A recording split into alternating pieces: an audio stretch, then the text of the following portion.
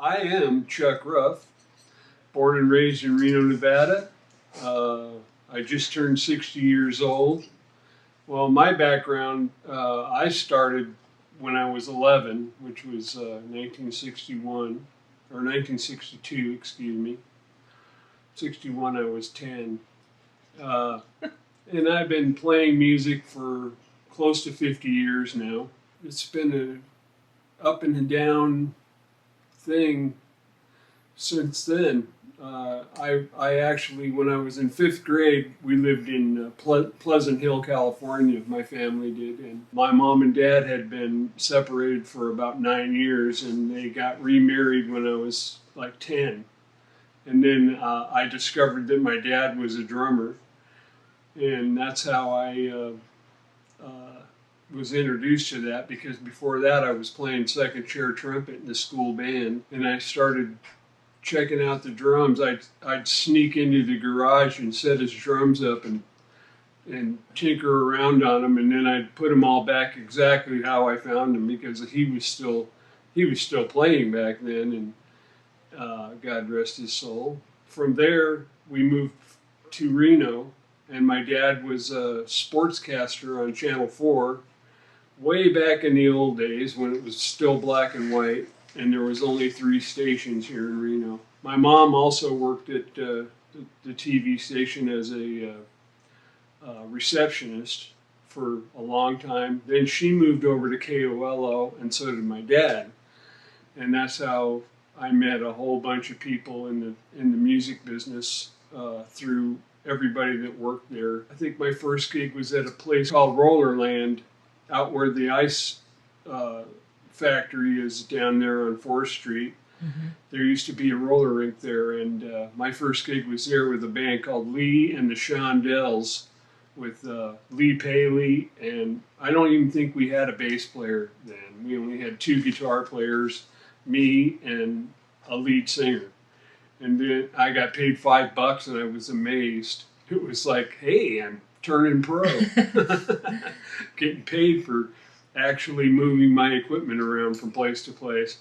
Then I got into a band later on called The Lost and Found, with a whole bunch of guys from my junior high and high school.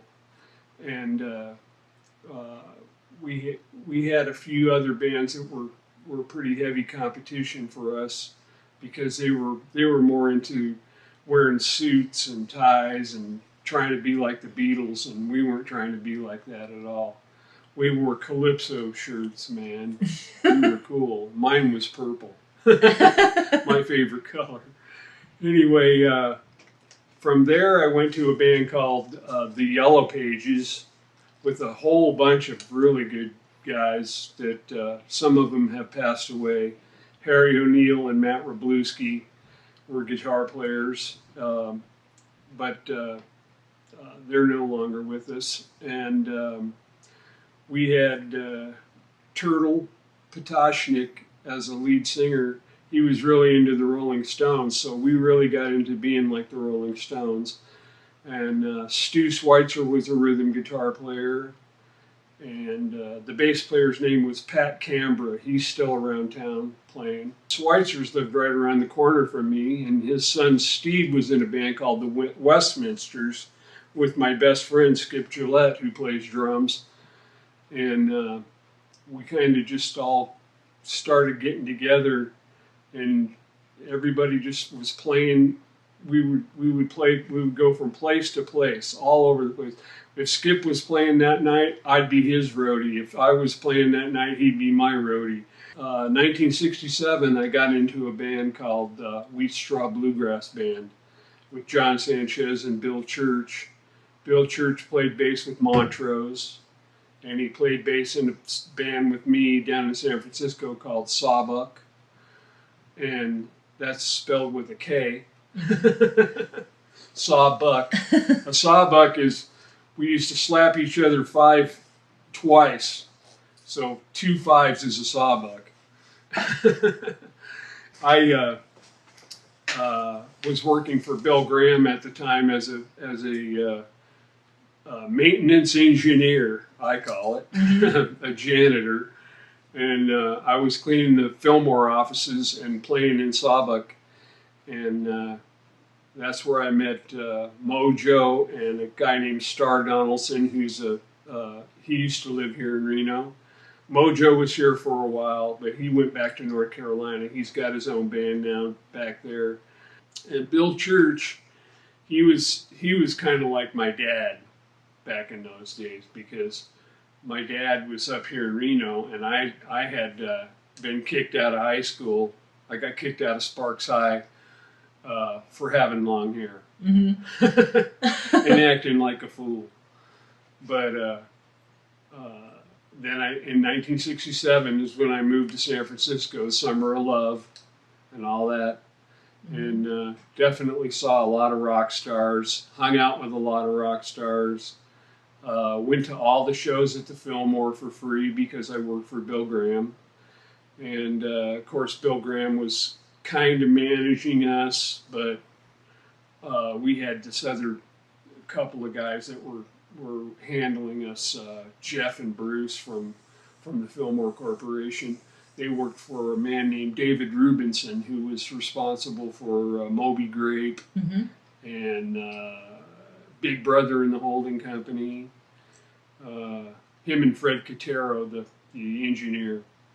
Anyway, we ended up doing a record with Sawbuck, and right after it came out, the band broke up. And Ronnie Montrose was in that band as well. That's where I met Ronnie. And he went off with Van Morrison, and I split off and came back to Reno, and I did a band called Long, Broad, and Swift. And we rehearsed really hard for about a month, and we were playing at a club down on Virginia Street called the Burley Bull. And the Burley Bull was a trippy place, man. You had to be very careful not to get the crap beat out of you. Especially being a long-haired musician. But the guy who owned it, Butch McMurtry, was the originator of a band called Bump and Grind. And he was a really cool dude. But later on in life, he became owner-manager of, what the heck was the name of that club out there on 2nd Street? He used to show, in between sets, he would show Warner Brothers cartoons for a half hour or an hour, however long we decided to take a break for. Of course, back in those days, you played less than you took a break. Right. With Wheatstraw Bluegrass Band, before going back to that, we were a trio, of course, me, John Sanchez, and Bill Church. Originally, John was in a band called the Local 205 with a whole bunch of other guys that were real good musicians, and we just had a lot of fun just playing, and we never really cared about making money. We cared about playing, getting some exposure, because we played all original music.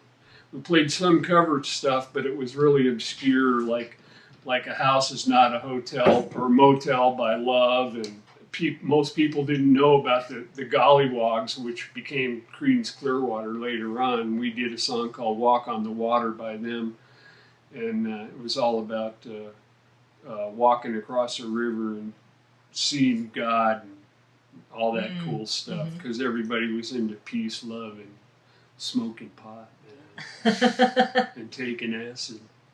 I mean, those were the days.